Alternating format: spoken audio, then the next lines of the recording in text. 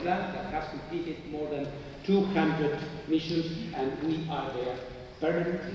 Imagine for a second, in the current circumstances and tensions that we are living, if we had a world where instead of the ones that have nuclear weapons now, we would have 20, 25 countries having nuclear weapons.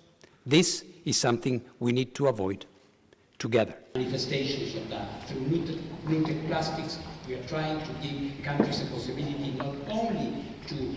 International peace and security are increasingly interconnected with other aspects where we also have an important work to do in the area, of course, of energy. Debates like energy security have appeared, and today there is a shared conviction from countries all over the world, using nuclear energy or not, that nuclear energy is part of the solution to the world challenges in terms of clean energy, in terms of global warming, however you may wish to define that.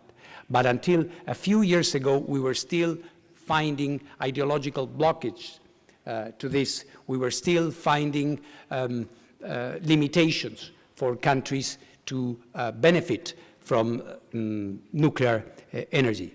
And the IAEA has been working in 3 different ways to try to help those who are confirmed users of nuclear energy and also those who want it. 3 different ways to try to help those who are confirmed users. One is, of course, as our statute itself says, promote the peaceful uses of nuclear energy. But this, of course, has to be declined into concrete things that you do to get countries to do that. Confirmed countries and vendors, exporters of nuclear technology, of course, do not need it. But out of our, today, 181, and welcome, Maldives, member states, I can assure you that the vast majority that need nuclear energy need support. And support means having the elements there to be able to host nuclear power plants, a workforce that is up to the task, and a regulatory scheme that will allow this activity to take place in a safe and secure way.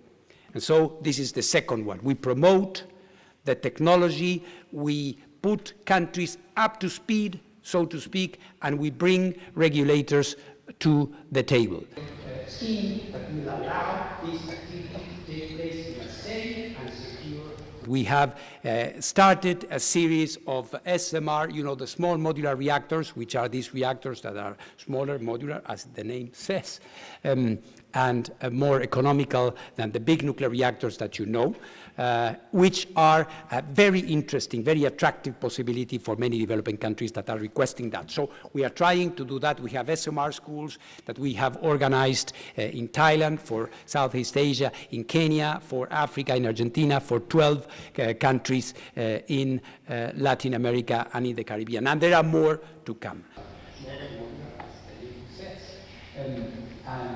The regulators' work, of course, we have created platforms like the Nuclear Harmonization and Standardization Initiative, which try to bring together regulators, the private sector for the first time, all under the same roof, so we all understand what the other needs, and we can adjust our practices.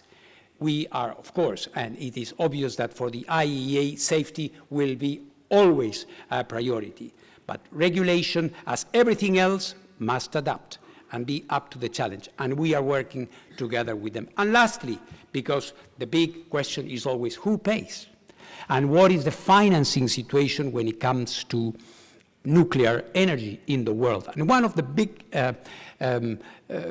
stumbling blocks that we had in the past was the inability of countries, and in particular developing countries, to have international institutions financing them. There were, believe it or not, prohibitions from developing banks to finance anything that had the word nuclear on it. How absurd. No scientific basis for this. Luckily, we are turning that page also, and in Paris a couple of months ago, President Ajay Banga and myself IAEA and the World Bank signed an agreement, and of course, once the tone has been set by the World Bank, other development banks now are coming to us, which is going to make it possible for many developing countries to also benefit from nuclear energy. There were, believe it or not, prohibitions from developing banks to finance anything that had the word nuclear. Artificial intelligence and machine learning are everywhere. Our lives depends on our smartphones. Every single activity that we have, including in the real economy, depend on artificial intelligence, which is voracious in terms of the energy they demand. And this is why hardly a week passes without a high-tech company signing an agreement with a nuclear vendor to get this energy that they so badly need. But of course, this had to be done in a safe, in a secure, and with the appropriate regulation. And where is the place, which is the place where this can be discussed? Of course, here.